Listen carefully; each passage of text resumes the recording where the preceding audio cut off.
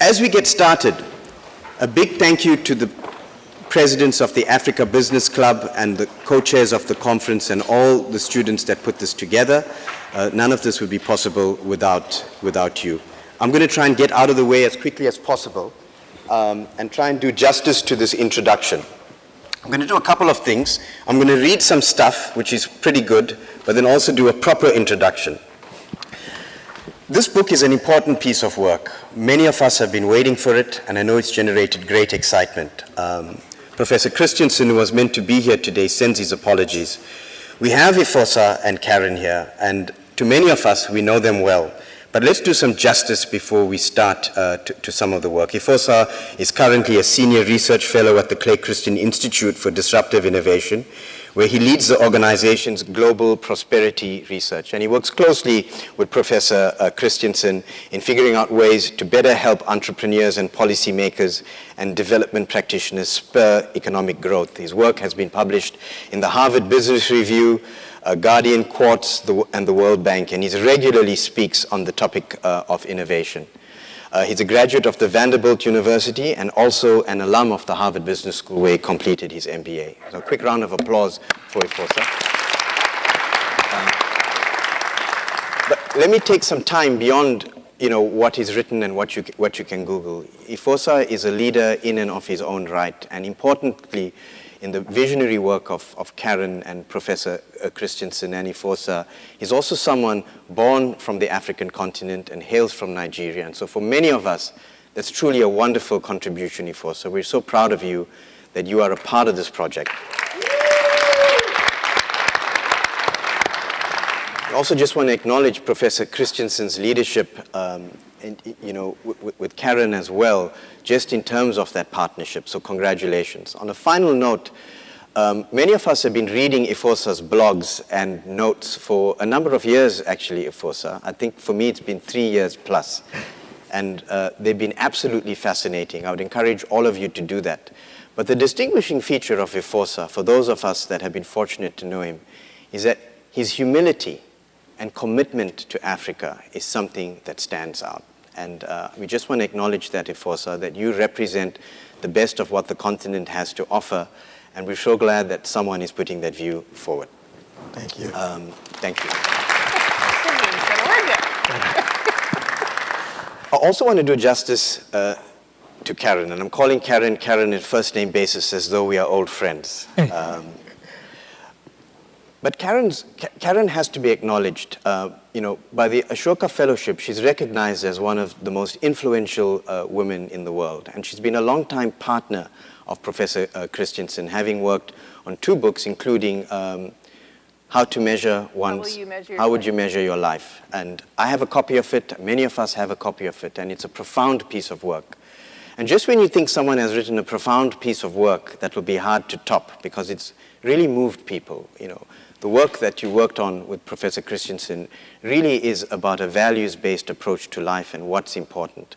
And really, when you have leaders that have created the concepts of disruptive innovation and other great thinking, to really focus on what's the meaning of life and what's the purpose, you can see how that ties into a book like the Prosperity Paradox, which is essentially as well the meaning of business and how ultimately we can make an impact. So Karen, well done. It's a great pleasure to have you. Over to you. Our format is that you are going to lead a fireside chat between yourselves, and then we'll open up for Q&A.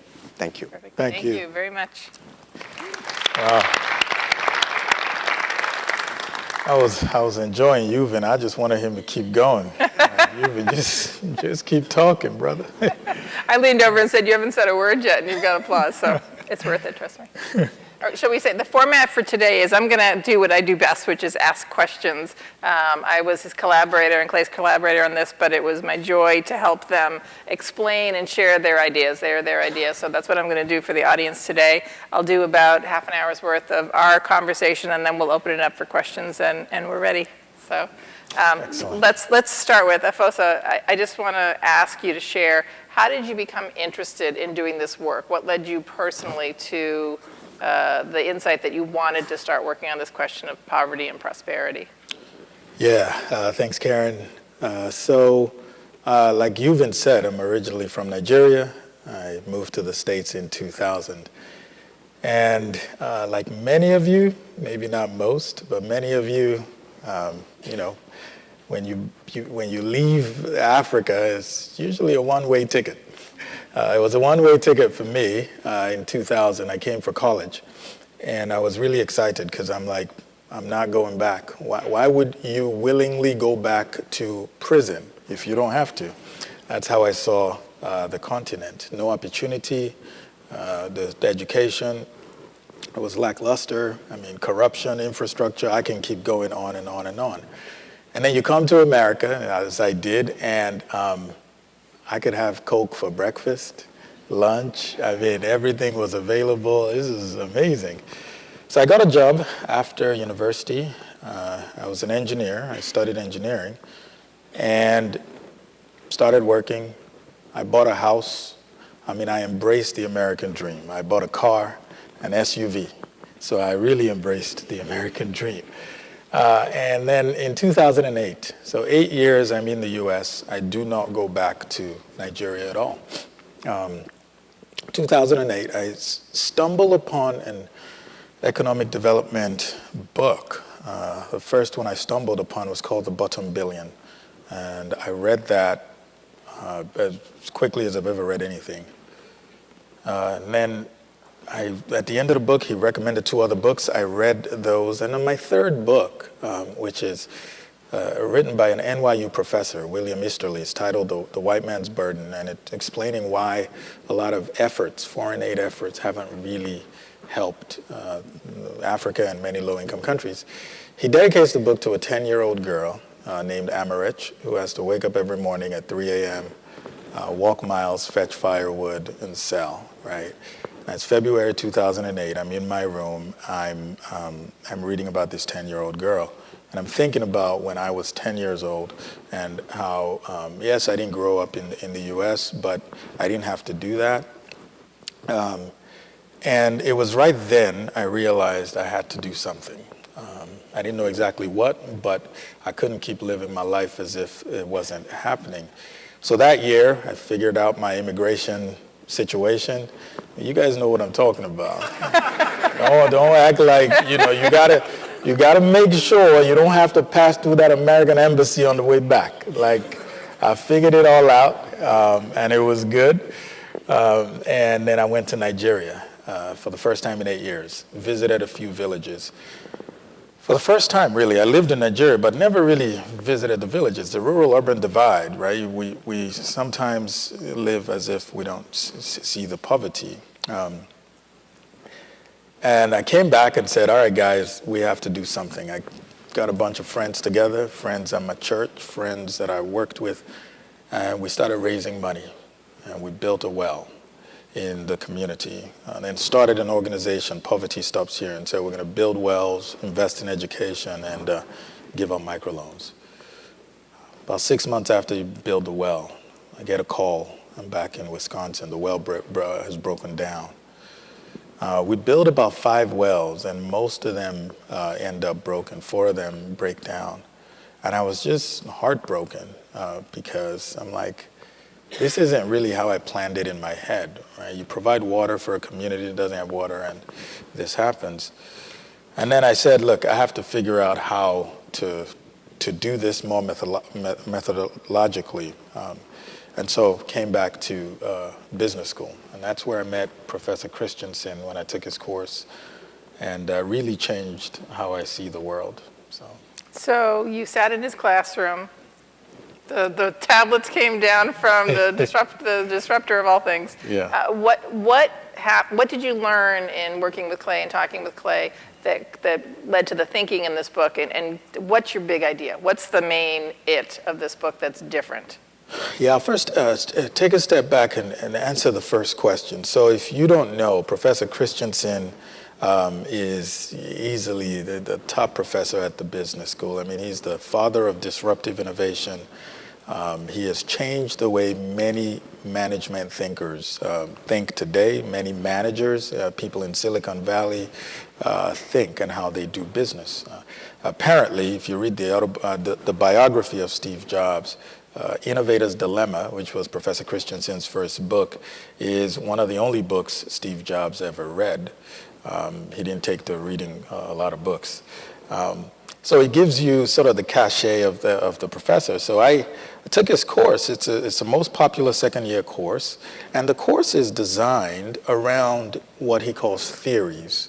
Now, when we think about theories, we think about science a lot of times, right? Physics, chemistry, it's scientific theory, things you got to figure out in a lab. Well, for us and the way we do our research, theories are really just a statement of causality, all right? It's sort of what causes what and why. And so when you start to think about theories that way, you see that we all use theories, and theories exist in almost every sphere of our lives, right? And so as an investor or a manager, when you make a decision, you're basing that decision on a theory, right? If I invest in this product, I believe it's going to yield this return. You base that decision on a particular theory. And so that's what the class really tries to emphasize. He says, look, leave your opinions at the door. When you come in, when you speak in this class, I want you to speak based on what the theory's opinion is. And there are different theories. Disruptive innovation is the one he's most known for. Jobs to be Done is the second book that Karen worked with him on. And so just many different theories. So this particular book, we took that idea of let's not look at poverty, prosperity, development, innovation, and address it with our opinions, right? These are good countries, bad countries, good guys, bad guys. But let's use these theories, put them on as a set of lenses, and then use them as a way to figure out what's really going on. Why do we invest billions of dollars in certain countries and it doesn't yield the kinds of returns that we want? And why do we, in other countries, we invest, you look at China, you look at South Korea, Singapore, why do you invest and all of a sudden you see the meteoric rise in development? So that's sort of the approach we took in starting out this project. So before you sat in that classroom, your thought was you could raise money. You raised hundreds of thousands of dollars with your not-for-profit. You turned up in Nigeria and you paid for and oversaw the installation of 5 wells, right? So you poured money on the problem. Water gushed out. You felt better. You applauded and went home. Yeah, right? I was happy. Yeah. All right. You got the call that they started to break down, scratch your head. You must have to think of this problem a different way. So you're now thinking of it through the theory lens. What does the theory tell you about why that wasn't working and what would work better instead? What's a better long-term solution for the challenge of poverty and prosperity? Okay. So we've been working on this book for the past 2-3 years, so I'm just going to start going into different chapters, all right? So the first chapter in the book is the intro to the prosperity paradox. And if you think about poverty, right? When you think about poverty, when you see it, it has a way of displaying itself as a lack of resources. So you go into a poor community, there's a lack of water, a lack of schools, a lack of roads, a lack of good governance. It's just a severe lack of stuff. And so our natural sort of visceral human response is, let me fill the gap. Let me provide stuff so that these people, the situation, they're no longer going to be poor. And that was my response. So many of the organizations that go out and build wells, I mean, we see them, we see the pictures, the water gushing out. That's the response. It's very well-intentioned, well-intended, and it's a very human response. And so we push resources onto the problem, right? But almost always, you fix it temporarily, but you never quite get the engine of prosperity going, right? And so really the intro, we try to explain how the way to fix poverty is really not by trying to fix poverty, which is a bit counterintuitive. Really, the way to fix it is to focus entirely on something different. and that's creating prosperity, having a different set of goals and metrics. And when that happens, you find that the decisions and the questions you ask yourself, the decisions you have to make, are entirely different than focusing on poverty. And so we explain that. And one of the sort of main ideas in the book is this contrast between two strategies, what we call pushing versus pulling. And so when I went into those communities, I saw they didn't have water. Mothers had to walk miles. Children had to fetch water, wash clothes by the banks of a river. And I thought, I'm going to build a well in your community and solve your problem. So I'm going to push the solution. Well-intentioned, and they wanted it, they loved it, but the thing broke down. Worked for a while and it broke down. A different sort of counterintuitive way of thinking about it is when you create a market in a community that has the ability to pull many of the things that it needs to survive into the community. And so I'll give a quick example.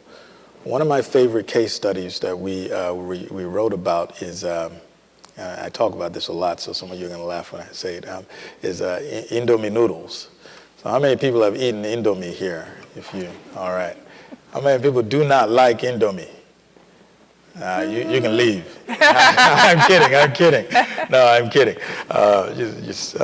Indomie is amazing. It's flavorful, it's beautiful, and I loved it growing up as a kid. Now, as I ate Indomie as a kid growing up, I didn't really understand the impact that it was having on Nigeria's economy. So let me explain. About 30 years ago, Nigeria was a lot poorer than it is today. I mean, it was under a military regime. It was about $250 per capita income, 80% of people living on less than $2 a day. So very poor country. It's not the country where you tell your boss, hey, sir, I got a great opportunity. Let's go to Nigeria. You might get fired for that kind of thing. But these two guys, they look at Nigeria and they say, we see that many people are sort of urbanizing and they're moving from rural to urban areas and they don't have as much time as they did to cook. So let's figure out how to introduce a meal that's going to be flavorful and going to be fairly easy to cook, so under 2-3 minutes. And so they start importing noodles. They start educating the population on what noodles are. And you can imagine, this is West Africa. We have our staple foods, cassava. We eat rice and yams. And then somebody brings noodles. Many Nigerians thought they were worms. No joke. And so you're teaching people how to eat noodles because you identify that they're struggling, right? They don't have as much time anymore, and now they need a different way to eat, a different food. And so they figure out the market.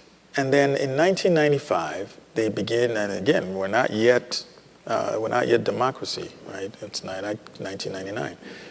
They figure out the market, and they build their first factory. And they say, we know that there is a market creating opportunity here. And so they focus on creating a noodle market in Nigeria. And so to sort of cut the long story short, today, by virtue of them creating a noodle market in Nigeria, that market now makes about 4.5 billion packs of noodles every year.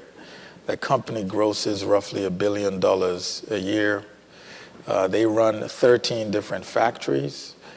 They've invested in their electricity, water treatment plants. They have the largest distribution and logistics company in Nigeria. They have a packaging company, a packaging plant.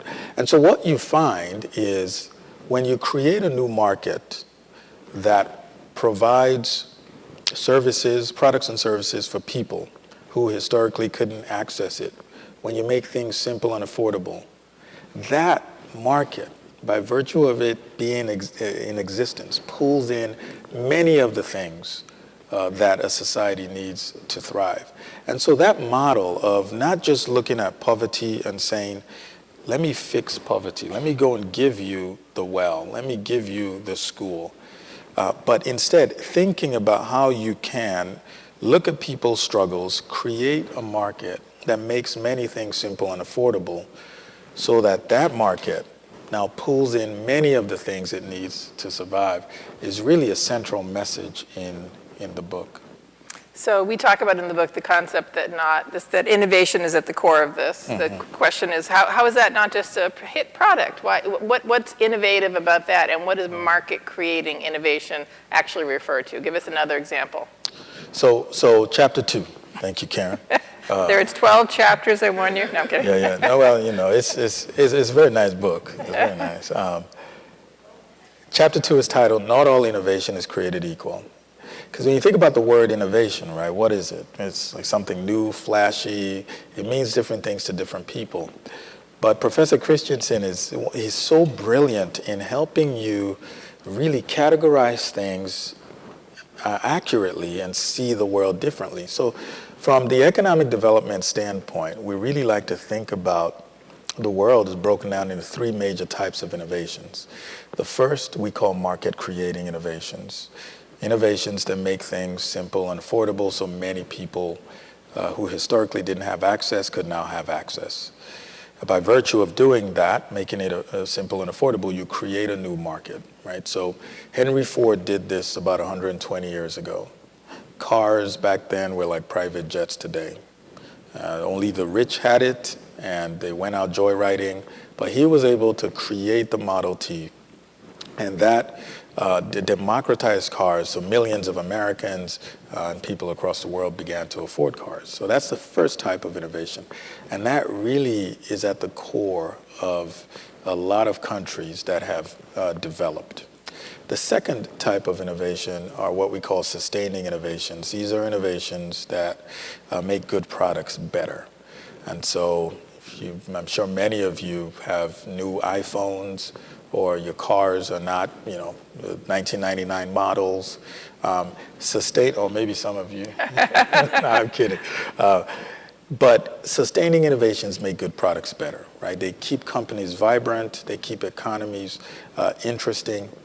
But when Apple puts a new camera on the iPhone, it doesn't really need to hire that many more people to make the phone or to make the camera. It doesn't really have to hire that many more people to distribute and so on, right? So it has a very different impact on the economy. The third type of innovation are efficiency innovations. Again, also important, but have a different impact on the economy. These are innovations that make good products cheaper, right? In a cheaper way, so to speak. So an example would be when you outsource a particular part of your operations to another region that has lower wages, or you leverage technology to improve the efficiency in your company. But the market that you're targeting when you make those investments are really the same. You're not really thinking about expanding the market. What you're really thinking about doing is reducing the cost. And it's also important because it releases cash flows to your company, right? When you can do things more efficiently, that releases cash flows, and you could, invest more in R&D or give the money to the shareholders. So these 3 types of innovations are critical for an economy to stay vibrant. Now, what we found is, as we were doing the research for this book, is the importance of investing in market-creating innovations. That really has the ability to pull in many of the things that societies need to survive. It's incredibly difficult to do it without market-creating innovations. Because when you create a new market that's targeting people who historically haven't had access to a product or a service, you have to hire more people to make the product, hire more people to sell the product, to market it, to educate people on what it is, to distribute the product. And so you're creating all these jobs for people, and you're now serving a vast array of the population. And so those categorizations of innovation really helped guide us as we wrote the rest of the book. So let me just sort of flesh that out a tiny bit. So you've just heard 3 different types of innovation: efficiency, sustaining, and market-creating innovation. If you're not a student in business school or in this classroom someplace, why should you care? Why are you going to bring that idea to your bosses? Why should I care? I might think it's nice to develop the economy of Nigeria, but I'm not going to get promoted for doing that if I'm working in a company someplace necessarily. What's the big deal? You see, when you create a new market, you do develop the economy, right? But the returns that go to your company far outweigh investments in sustaining or efficiency innovations. First of all, when you think about competition, right, when a market exists, everybody floods to that market and tries to get a piece of it. So I talked about how 30 years ago, Indomie noodles went into Nigeria. They created a market for noodles. We didn't eat noodles, now we do. 16 other noodle manufacturers entered the market for noodles in Nigeria after Indomie noodles created the market for it. They still have a significant market share, but the thing is, when you go after sustaining and efficiency innovations, everybody else sees the opportunity and you're competing head on with other viable players. Perhaps one example that really illustrates the kinds of returns that could come to you when you create a new market is Mo Ibrahim. So many of you know Sudanese entrepreneur Mo Ibrahim created Celtel. But 20 years ago, when Mo went to some of his colleagues, he was in London at the time, and said, hey guys, I want to create a cell phone company. I want to sell to many countries in Africa. They're giving out licenses for free. His colleagues laughed at him, said, Mo, you're crazy. That's Africa. They got AIDS. They got corruption, and they got very dangerous people. There's no way this could ever work. Oh, and they're very poor. But Mo is like, how don't you see what I see? For people to communicate with their families, they have to walk miles to a different village. Like, a cell phone would really help. So he decides to sell part of his company. He raised some funds, and he goes and builds the cell phone infrastructure in several different countries. He built Celtel. Now, Mo was able to sell Celtel in about 7 years for $3.4 billion. This is after he created the market for inexpensive mobile phones in Mali, Niger, Democratic Republic of Congo, Sudan, and a couple of other countries. He was able to sell it for $3.4 billion. Now, you go to Africa today, there are close to 1 billion mobile phone subscriptions. That industry is supporting about 4 or so million jobs. According to GSMA, provides upwards of $200 billion in economic value and roughly $20 billion in tax revenues to different African governments. And so you see that what Mo had to do was go in, figure out how to create this market, and as a result of that, the market began to pull in many of the things that it needs in order to survive, in order to thrive. It pulled in banking or finance experts in telcos. So now you have banking telco tables at different banks that do investments in cell towers and so on. It pulled in training, making sure people were trained to manage the technicalities of making sure people were connected. It pulled in education, pulled in healthcare. He had to invest in healthcare for some of his workers. And so this notion of creating a market in circumstances that don't look like it's even possible, and then watching that market pull in many of these things is how we saw many prosperous countries today actually develop. So I just want to emphasize this point because I think this is really critical to understand what our thinking is in the book. A lot of people think that you can't start innovating or going into countries that have rough circumstances like some of the countries that Mo Ibrahim went into. You have to get the infrastructure there. You have to make sure the institutions are there. There's corruption, which I'll ask you about next. How can we possibly go in? It's sort of too Wild West. But our theory tells us that that follows the beginning of identifying and creating markets, that is the catalyst for those things coming in. Yes, there's a role for government. Yes, those things need to come, but you don't need to wait. The sequence does not need to be make it pretty Western, and then we can build companies and economies. The sequence is identify a market. The market starts to breathe and have its own life, and those things will get pulled into it to sustain the market. It's counterintuitive, but we think it's a really powerful idea. It doesn't need to be perfect. It just needs to exist. And once it exists, things happen. Absolutely. But let me ask you about that, then we'll go to questions. So corruption, I said, right? It's almost the first thing that most people said to us when we talked about the ideas in the book. That sounds great, but corruption is so dominant. How can you possibly begin to build a company and a market when corruption is rampant? What is your answer to that question?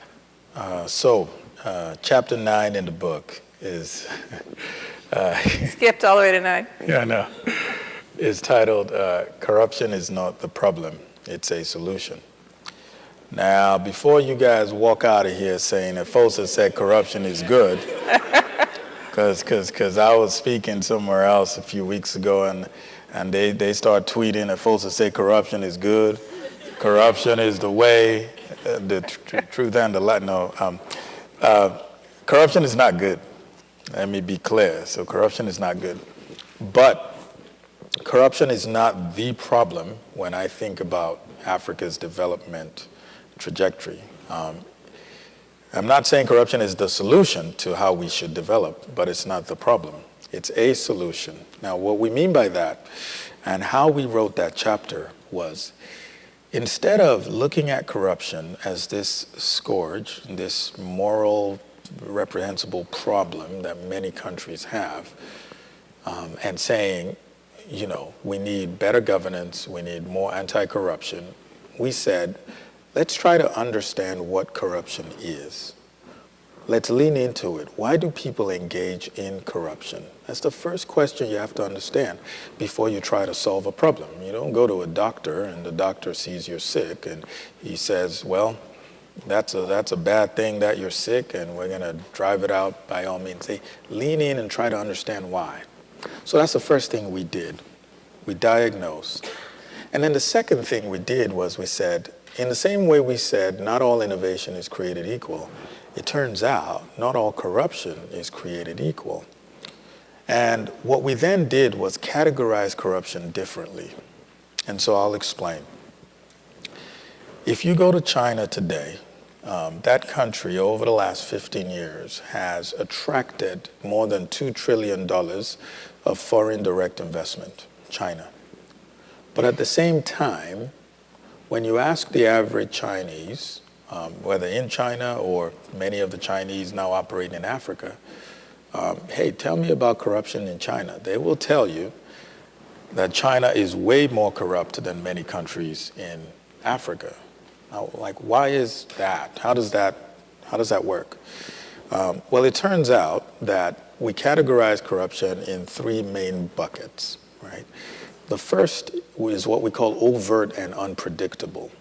This is essentially where people in a society, you can't quite predict what's going to happen. So we would put maybe Afghanistan, Pakistan, Nigeria in that category.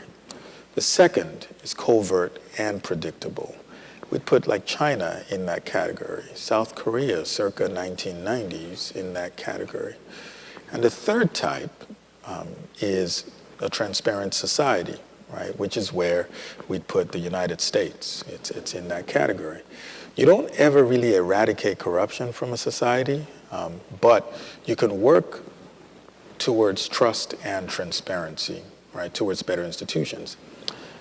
And what we found, which was pretty amazing and hopeful for a guy like me, is the United States did not get here overnight.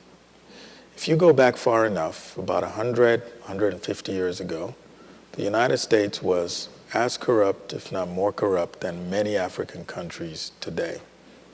If you go farther back to Europe, you find that Europe was vastly corrupt. I mean, what do you call a monarch that can come and take whatever you have and, colonization and all those things? Like, it's corruption at the highest degree. But their societies evolved to better and better governance and better transparency. And so what we found was the mechanism, this is important, the mechanism from phase 1, which is overt, unpredictable, to phase 2, is really not changing the laws and the systems and fighting for governance. Because people, I've always believed people over 5 years old, they know they shouldn't take what's not theirs. Like, it's not, you know, when you, they know. So when you institute a law that says anti-corruption, that they know. Really, what causes that shift from phase 1 to phase 2 is the creation of new markets that provide opportunities for many more people in society. And all of a sudden, what you find is people in the government now see that, oh wow, it pays me even more to allow these markets continue to flourish. And then from phase 2 to phase 3, what we found was the way you move is really a double down on civil society and making sure that these laws and institutions are built and followed. And so I think we have the equation backwards in many African countries. We are focusing on eradicating corruption when that really has never quite happened for any country, with the exception of 1 or 2, right? Some people say Singapore. Now, how many Singapores are there, right? And so there's 1 or 2 countries where that has happened. The vast majority, it's been an evolutionary process where market-creating innovations have come in and have necessitated the building of better governance and better institutions. And so corruption is not the problem. It's a solution into how people solve their problems currently. If you give people a better alternative, they'll start to choose corruption less. So that was a big insight we found in that chapter. All right, so let me just sort of recap. The idea of the prosperity paradox is that what we're inclined to do, what feels comfortable and natural, is to solve the problems we see, throw resources at it. That should help. How can it not help? But in reality, the research that EFOSA and Clay have done has really shown that that comes after, that the beginning of so much change and pulling in resources and infrastructure and even institutions is innovation, market-creating innovations. So the sequence may feel uncomfortable, but it's one that has found itself to be true time and again in successful countries that have emerged from poverty to prosperity. That's the prosperity paradox. I think we can take a few questions now. Yeah. All right. Thank you. We're going to kick off with question and answer. The format is a bit different. If I understand, we have 4 mics, 2 at this first level. There should be another 2 at the top and then another 2 at the corner. So please make your way down and to kick off the questions. Please direct your questions to both authors. And Karen has been very gracious. As a former editor of the Harvard Business Review and all the wonderful things you have been doing, this was a wonderful dialogue. And of course, we miss Professor Christensen being here. Yeah. So let's kick off. We're going to do the questions in 3s. Please keep it to a question. We may have time for 1 round so we can get to the competition. Yeah. There is an evening gala event that's taking place and also throughout the conference, so we'll be able to get EFOSA. But if we push it, we can get 2 rounds of questions. Please name, question, and let's get going. Thank you. Yeah, let's make it real quick, all right? Let's get as many questions, so quick. Don't be talking for 2 minutes now. Okay. All right. My name is Nosa, and I'm a second-year MBA student from American University in DC. My question to EFOSA is, how do we drive innovation from within the continent? Because a lot of the examples you gave were people who came here and went back to the continent. How do we encourage? I mean, we have a popular Nigerian entrepreneur, Tony Elumelu. He's pushing something called Africapitalism, which is Africans investing in Africa. How do we encourage Africans to be innovative and to solve the problems themselves instead of expecting? Okay. How do we drive? All right, thank you. How do we drive? Hi, EFOSA and Karen. I just want to say, fantastic book. It's a tremendous book. I'm Ocheme Sali from Nigeria. And my question is, it appears in the book that vertical integration is almost always required to kind of succeed in the market creating innovation. I was wondering if, first of all, if that's the case, and if you have any advice on entrepreneurs trying to finance those initiatives. Yeah, okay, thank you. So vertical integration, advice on financing. Okay. Hi there. Thanks for the eye-opening presentation. My name is Ali El-Kama. I'm the chairman of the Association of African Business Schools. Appreciated very much the thoughts. And I just want to know, because we have big problems in running the business schools in Africa, a lot of lack of that we talked about, and the fact that they all want lack of infrastructure, lack of Wi-Fi, lack of this, lack of that, but I don't think that's the solution. How do you see the models in your book functioning into making an impact on African business schools? Okay, so, man, you guys, I got to remember all those questions now. All right, so three questions from within. Yes. So I think the first thing with a question like that is understanding what the theory is, right? So that when you identify innovations within the country, you think it's not just a one-off. Like, that's actually how we develop. So we wrote an HBR piece recently, January, February edition, Cracking Frontier Markets, and we talk about Nollywood. Right, so if you haven't checked it out, I'd recommend you guys check it out. Just Google Cracking Frontier Markets, HBR. And Nollywood started in 1992. This guy had a bunch of empty video cassettes and decided, let me just make a home video and put on it. And now we have Nollywood, right? It's creating about 1 million jobs in Nigeria. The industry is worth about $3.3 billion. Now, the movies are not, America level, but that's the point. The point is he is targeting that industry is targeting an African market, right? And Africans in the diaspora. And so when we find innovations that speak to the needs of the average Africans, what we have to figure out how to do is really brand those innovations as something that many Africans would want. Why don't we have branded or more branded and well-known products, such as Chin Chin in Nigeria, for instance, or groundnuts, things like that? Those are ways we can develop our own Kellogg's and Nestle's and companies of the like, which is connected to the second question about vertical integration. I don't have enough time to explain the theory that is connected to in business school, but the short answer is yes. You do have to vertically integrate. Not because it's fun, it's never fun, but when Henry Ford said, I want to make a car for the average American, people laughed at him because to make a car for 1,000 people is very different from making a car for one person. You can custom make the car. To make a car for 1,000, 10,000, 1 million people, you need steel, you need rubber, you need wood, you need glass, you need all those things that did not exist. Oh, and by the way, you need roads for the cars to drive on. Those things did not exist when he was saying, I'm going to make a car for the average American. And so he had to vertically integrate. When you look at Tolaram, who makes Indomie noodles, they had to vertically integrate.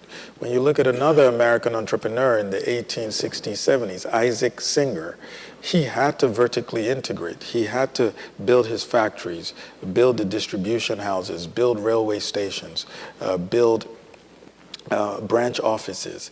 And so vertical integration is absolutely necessary at the market creation phase. And I think that's one of the things that financiers today don't understand when they look at regions such as Africa or some parts of South Asia. They think the government should provide all these things. Well, it turns out, we have a chapter on infrastructure, by the way, chapter 10.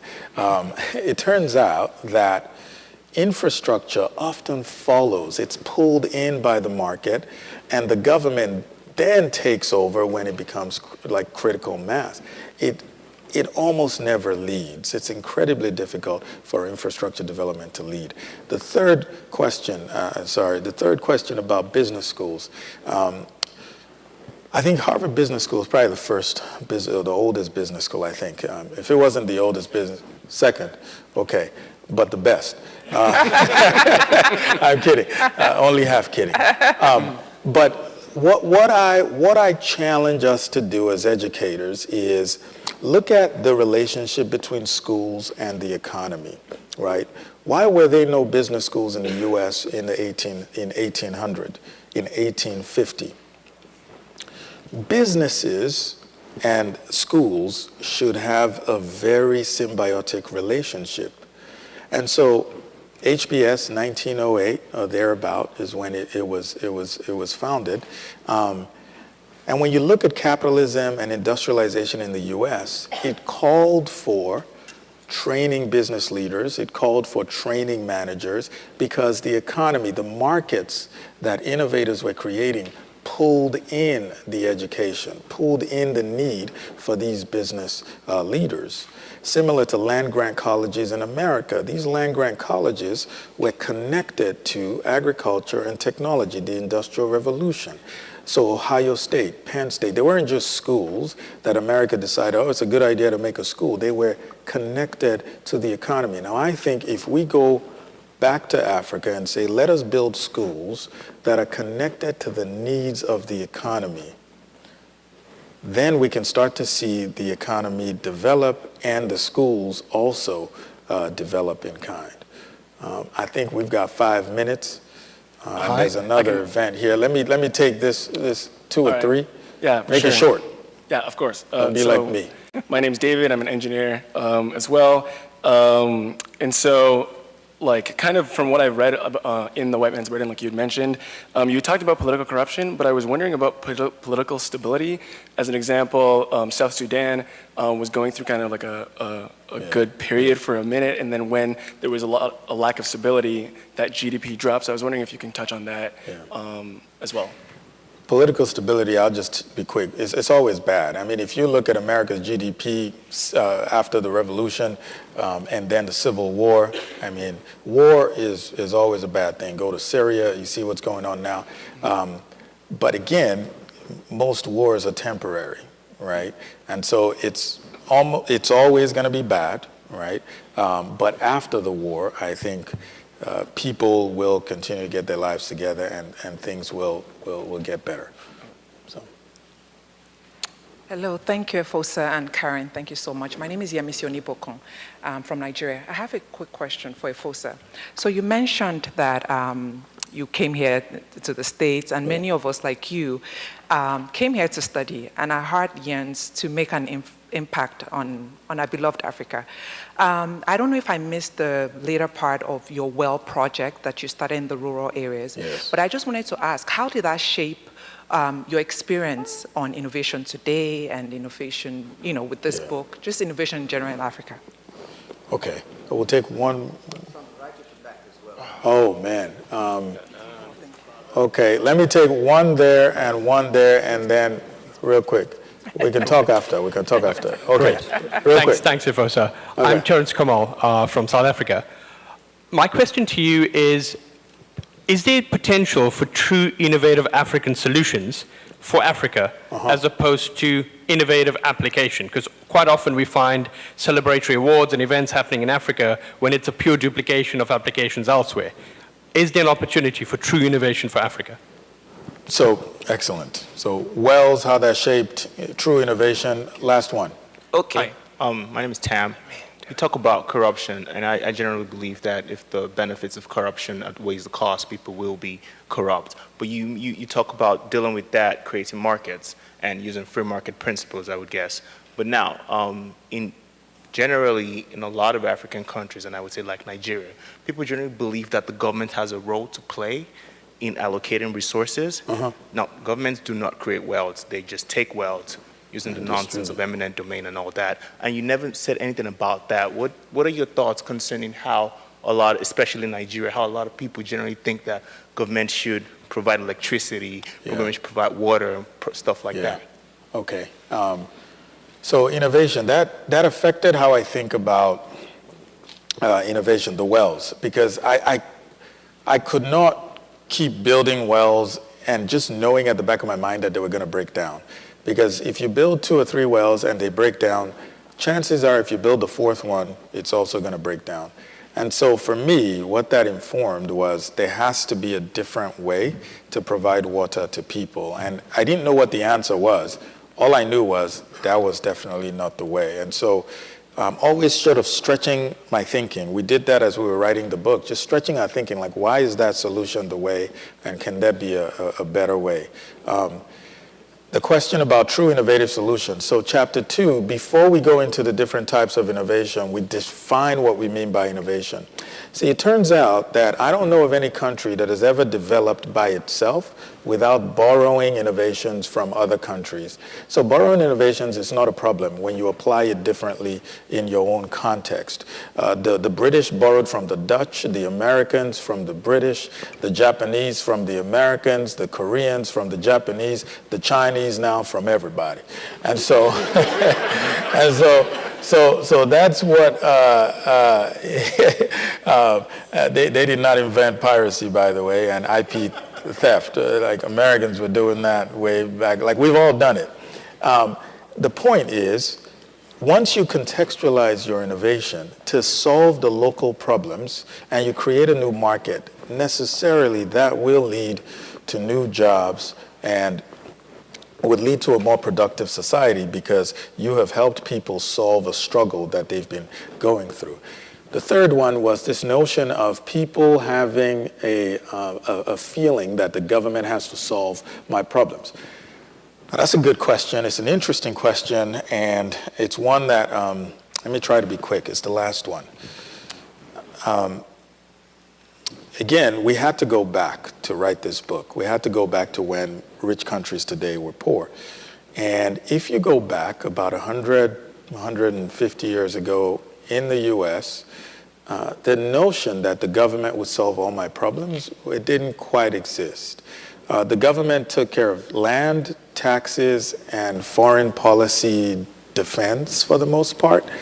It didn't take care of education, didn't take care of infrastructure, it didn't take care of all these healthcare and all these things.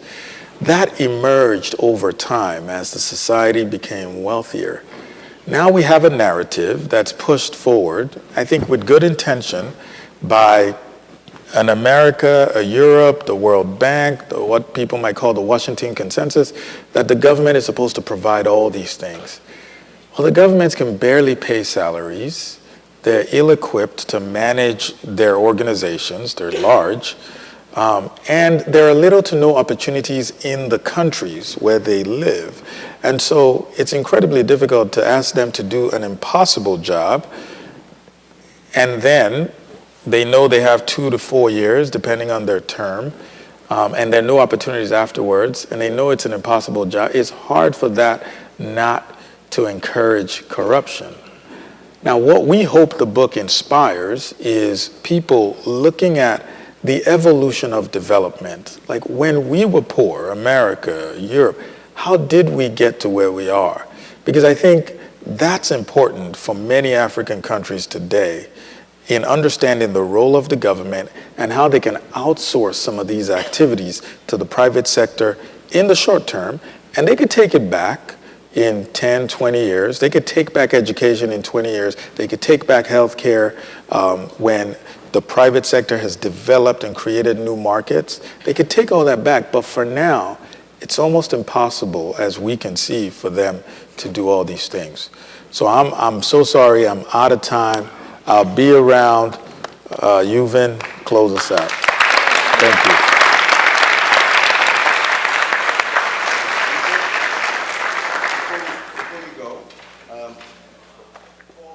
Thank you. There's going to be lots of time to engage with EFOSA. From my understanding, from what I've just heard from our hosts, book is available on Amazon.com and really be fantastic for everyone to continue to read. With that, book's available on Amazon. Get yourself a copy. Get one for your friend, your girlfriend, your boyfriend. Help a brother out.